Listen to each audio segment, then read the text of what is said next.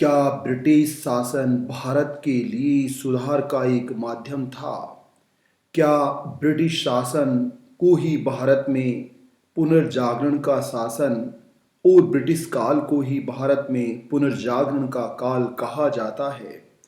आइए साथियों जानते हैं क्या भारतीय समाज में और हिंदू धर्म में व्याप्त सती प्रथा जैसी बुराइयों को समाप्त करने में ब्रिटिश शासन एक आवश्यक माध्यम था, और अगर वह आवश्यक माध्यम था तो किस तरह से भारत में हिंदू धर्म में और हिंदू समाज में व्याप्त अनेक बुराइयों का अंत किया गया। वह नायक कौन था जिसने सती प्रथा को पहली बार प्रतिबंधित करवाया अंग्रेजों के सहयोग से? नमस्कार साथियों, आप देख रहे हैं केसी सामोता यूट्यूब चैनल। और इस चैनल के माध्यम से आज हम भारत के एक ऐसे ही महानायक जिनको आधुनिक भारत का जनक कहा जाता है साथियों, वे हैं राजा राम मोहन राय। सबसे पहला सवाल तो यह है कि उन्हें आधुनिक भारत का जनक क्यों कहा जाता है? उन्हें एक युग परिवर्तक, समाज सुधारक और महान चिंतक क्यों कहा जाता है? उन्हें अतीत और भविष्य के बीच का सेतु क्यों कहा जाता है? साथियों, पुनर्जागरण और रेनेसां का मतलब है कि धर्म के बढ़ते हुए अथाह मायाजाल से मुक्ति। जब धर्म यानी रिलीजन का प्रभाव व्यक्ति की आस सांस और पूरी जीवनचर्या पर अपना प्रभुत्व स्थापित कर लेता है, वह पूरे व्यक्ति को धर्म के लबादे से ढक लेता है। और यदि कोई व्यक्ति धर्म के इस खिलाफ, इस अंधविश्वास के खिलाफ, कुरीतियों के खिलाफ और इस प्रकार की प्राकृतिक शक्तियों या ईश्वर में विश्वास करने वाले व्यक्तियों के खिलाफ व्यक्तियों की आज़ादी की बात करता है, तो उसे हम पुनर्जागरण या धर्म सुधार कहते हैं। ये यूरोप में भी धर्म सुधार हुआ और भारत में भी धर्म सुधार हुआ। The East and the West के बीच राजा राम मोहन राय ने वह कोऑर्डिनेशन स्थापित किया जिसके माध्यम से हिंदू धर्म और हिंदू समाज में विद्यमान अनेक बुराइयों से मानवता को उन्मुक्त कराया जा सका। साथियों, वे भारत के प्रथम आधुनिक पुरुष थे जिनके बारे में रविन्द्रनाथ टैगोर ने लिखा है, उन्होंने अकेले ही मानवता के सामान्य अधिकारों के लिए संघर्ष किया और भारत को पूरी दुनिया के साथ जोड़ने की कोशिश की। उनकी दृष्टि पुरानी रूढ़ियों और रिवाजों से धुंधली नहीं हुई थी। राजा राम मोहन राय ने भारत में नव जागरण और उदारवादी सुधारों के युग का सूत्रपात किया। वे तर्कवाद, रैशनलिज्म, मानवतावाद, ह्यूमनिज्म और विश्व बंधुत्व, यूनिवर्सलिज्म के सबसे बड़े प्रतीक थे। साथियों, राजा राम मोहन राय का मानना था कि सबसे पहले हमें रीजन, रैशन और रैशनलिज्म को स्थान देना होगा। हमें हमें सिखाई गई आदतों और अभ्यासों से उन्मुक्ति प्राप्त करनी होगी। जैसे कहा जाता है छोटे से बच्चे से बड़े व्यक्ति के सामने कि जय श्री कृष्णा करो, जय जय करो, ये एक आदत और अभ्यास है। मंदिर में नतमस्तक हो, हाथ जोड़ो, ये आदत और अभ्यास है गुलामी की। ऐसा व्यक्ति बाल्यपन में जब गुलाम बनता है तो बड़ा होकर भी वह इस गुलामी से मुक्त नहीं हो पाता है। इसलिए राजा राम मोहन राय कहते हैं कि हमें सबसे पहले बाल्यकाल से ही बच्चों में तर्कवाद को स्थापित करना होगा। वो कहते हैं कि हमें मानवतावाद, ह्यूमनिज्म को स्थापित करना होगा। जिस मंदिर में जानवरों के प्रवेश पर प्रतिबंध नहीं हो, इंसानों के प्रवेश पर प्रतिबंध हो, वह मानवतावाद का के ऊपर सबसे बड़ा कलंक है। वह ईश्वर जो सभी भक्तों को बराबरी का दर्जा नहीं दे सकता, सबको स्वीकार नहीं कर सकता, उस ईश्वर को मानना ही मानवता पर कलंक है। विश्व बंधुत्व की भावना, वह केवल एक देश का नागरिक, एक धर्म का देवता, एक मंदिर या एक चर्च और जिसको हम कहते हैं कि एक मस्जिद, ऐसा नहीं है। वह पूरी दुनिया के लिए एक ही है। उसके नाम आप अलग अलग करके मानव और मानव के बीच भेदभाव करते हैं, जिसके खिलाफ राजा राम मोहन राय थे। जीवन परिचय के रूप में 22 मई 1772 को राधानगर बंगाल के एक रूढ़िवादी ब्राह्मण परिवार में इनका जन्म हुआ। इनका परिवार पिछली 5 पीढ़ियों से लगभग 150 वर्षों से मुगल दरबार में दीवान का काम करता था। इसलिए उनकी शिक्षा, दीक्षा, जीवनचर्या, खान पान और रहन सहन पर मुगल कल्चर का भी व्याप्त प्रभाव था। उन्होंने पटना से फारसी और अरबी में अरस्तु और प्लेटो का अध्ययन किया, वाराणसी में संस्कृत और वेद उपनिषदों का अध्ययन किया। इसके साथ ही उन्होंने तिब्बत की यात्रा और सुदूर क्षेत्रों में जाकर बौद्ध धर्म के और हिल ट्राइब्स के रीति रिवाज और विश्वास के बारे में जाना। साथियों, राजा राम मोहन राय को 10 से अधिक भाषाओं का ज्ञान था, जिनमें Hebrew, Greek, Latin, French, Sanskrit, Urdu, Parsi, Arabic, Hindi और बंगाली और अंग्रेजी प्रमुख हैं। राजा राम मोहन राय का सबसे बड़ा योगदान धार्मिक और सामाजिक सुधार के चिंतन में था। वह था मोनोथेइज्म, एकेश्वरवाद। धार्मिक सुधार का पहला उनका चिंतन था जब उन्होंने 1803 में तुहफत उल मुवाहिदीन यानी कि a gift to the monotheist एकेश्वरवादियों को उपहार। उनका मानना था कि एक सुप्रीम सत्ता ही है जिसे एक ही ईश्वर के रूप में स्थापित किया जाए, स्वीकार किया जाए। उनका मानना था कि ईश्वर एक है, there is a single god. उन्होंने मूर्ति पूजा, आइडल वर्शिप और व्यर्थ के कर्म कांडों का प्रतिरोध किया।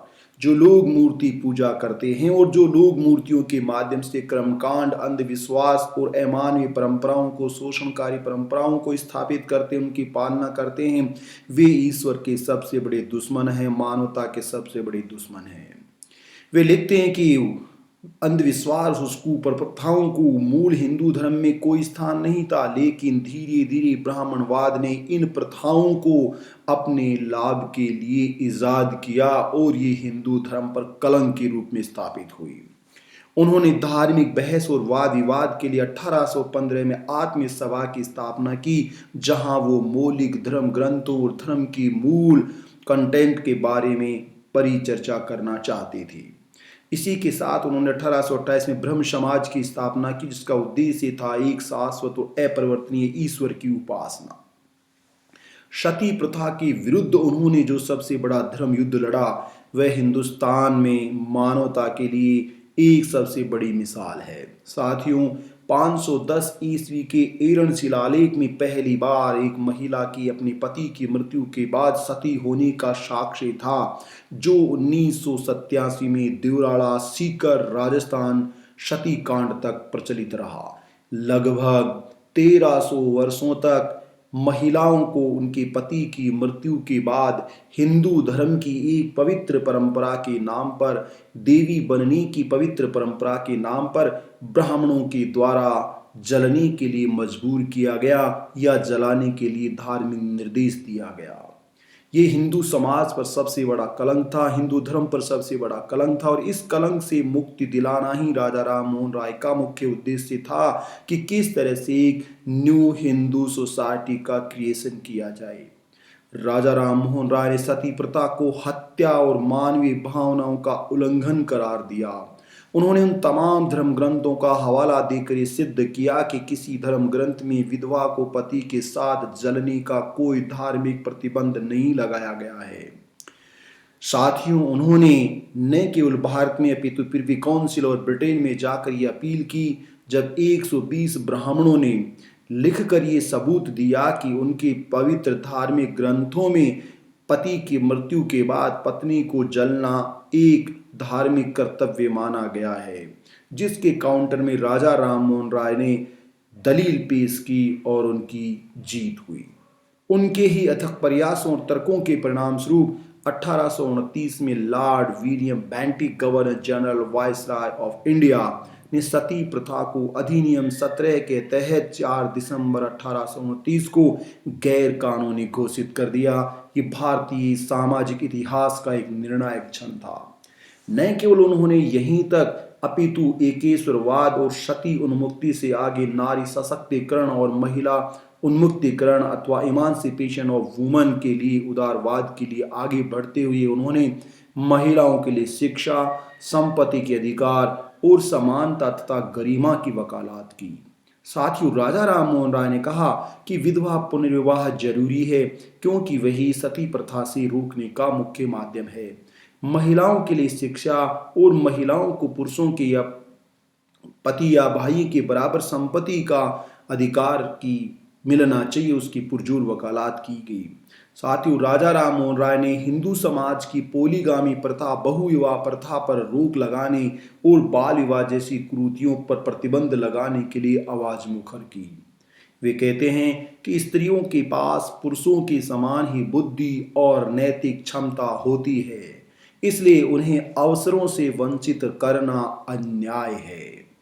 इसके साथ ही राजा राम मोहन राय ने जाति प्रथा का प्रतिरोध किया। यद्यपि इसमें थोड़ा सा विरोधाभास है कि इन सब के बावजूद भी उन्होंने जनेऊ धारण करना नहीं छोड़ा। जाति प्रथा को राष्ट्रीय एकता में वो सबसे बड़ी बाधा मानते हैं। उनका मानना था कि जाति प्रथा समाज को छोटे छोटे टुकड़ों में, खंडों में विभाजित करती है, जिसकी वजह से देश में एकता स्थापित करना मुश्किल होता है। धार्मिक दृष्टिकोण से वो कहते हैं कि ईश्वर की नज़र में यदि सभी मनुष्य बराबर हैं, यानी कि हरि को भजे सो हरि का हो, तो फिर जाति के आधार पर भेदभाव को बरकरार रखना ये ईश्वर के विरुद्ध है, ये परम सत्ता के विरुद्ध है और ये मानवता के खिलाफ है। उन्होंने आधुनिक शिक्षा को और पश्चिमी प्रकाश को एकजुट करने की बात कही। उनका मानना था कि लॉर्ड एमस्ट को एक पत्र में वो लिखते हैं कि केवल यदि हिंदुस्तान में संस्कृत शिक्षा दी जाएगी तो देश अंधकारमय रहेगा। हिंद भारत के लिए गणित, प्राकृतिक विज्ञान, रसायन विज्ञान, एनाटॉमी जैसी पश्चिमी शिक्षाएं अंग्रेजी भाषा में दिया जाना जरूरी है। उन्होंने शिक्षा की श्रृंखला में 1817 में हिंदू कॉलेज की स्थापना की और जो बाद में 1825 में वेदांत कॉलेज के नाम से प्रसिद्ध हुई, जहां भारतीय विद्या और पश्चिमी विज्ञान का संगम स्थापित किया गया। पत्रकारिता और प्रेस की स्वतंत्रता के लिए भी राजा राम मोहन राय ने 3 जर्नल शुरू की। पहला जर्नल 1821 में ब्राह्मणिकल मैगजीन, दूसरा बंगाली भाषा में साप्ताहिक पत्र संवाद कौमुदी और तीसरा फारसी भाषा में साप्ताहिक पत्र मिरात उल अकबर को शुरू किया।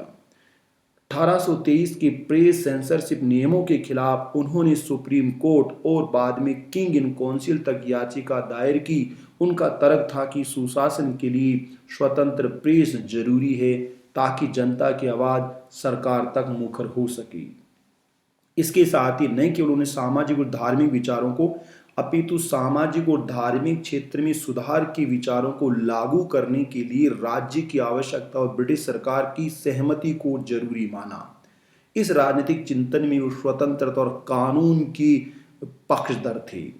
उन्होंने कहा कि जब जॉन लॉक की अवधारणा जो जीवन, संपत्ति और अभिव्यक्ति के कानूनों से जुड़ी हुई है, कानून का शासन जो ब्रिटिश संहिताओं का आधार है, जिसे सेपरेशन ऑफ पावर अमेरिका में और कानूनों का संहिताकरण कोडिफिकेशन ऑफ लॉज की, ताकि प्रशासन में पारदर्शिता को स्थापित किया जा सके। इसके साथ ही उन्होंने फ्रांसीसी क्रांति के आदर्शों, स्वतंत्रता, समानता और बंधुत्व को भी स्वीकार किया। राजा राम मोहन राय जानते थे कि उस समय के हिंदू समाज में यदि कोई सुधार लाना है तो वह सुधार केवल ब्रिटिश सरकार के कानूनी अमली जामे के माध्यम से लाया जा सकता। इसलिए उन्होंने माना कि support of British government was essential. British सरकार का सहयोग जरूरी था। क्यों? वे मुगलों और राजपूतों के निरंकुश शासन की तुलना में ब्रिटिश शासन को बेहतर और उदार मानते थे, क्योंकि यह एक कानून के शासन पर आधारित था। राजा राम मोहन राय का लक्ष्य था कि वे एक ऐसे भारत का निर्माण करें, ऐसे प्रबुद्ध भारत का निर्माण करें जहां स्वतंत्रता, समानता, न्याय की बुलंदियों को छुआ जा सके। उनका समर्थन इस उम्मीद पर था कि ब्रिटिश शासन भारत में आधुनिकता, शिक्षा और नागरिक स्वतंत्रता स्थापित करेगा। साथियों, न केवल भारत के लिए अपितु सीमाओं से दूर वैश्विक नागरिकता के रूप में राजा राम मोहन राय पहले भारतीय थे जिन्होंने समुद्र पार करके काला पानी की रूढ़ी को तोड़ा और इंग्लैंड गए। उस समय समुद्र की यात्रा करना ब्राह्मणवादी हिंदू धर्म के अनुसार अपराध था और ऐसे व्यक्ति को काले पानी की सजा दी जाती थी, जाति से बहिष्कृत या धर्म से बहिष्कृत कर दिया जाता था। लेकिन राजा राममोहन राय ने हिंदू समाज की इस रूढ़ी पर जोरदार तमाचा जड़ा। जेरेमी बेंथम उनके समकालीन लिखते हैं कि राजा राममोहन राय मानवता की सेवा में प्रिय सहयोगी थे। उन्होंने पत्र लिखकर नेपल्स, स्पेन, आयरलैंड और लैटिन अमेरिका के स्वतंत्रता संग्रामों का समर्थन किया। उनका मानना था कि स्वतंत्रता के दुश्मन और तानाशाही के मित्र कभी सफल नहीं हो सकते।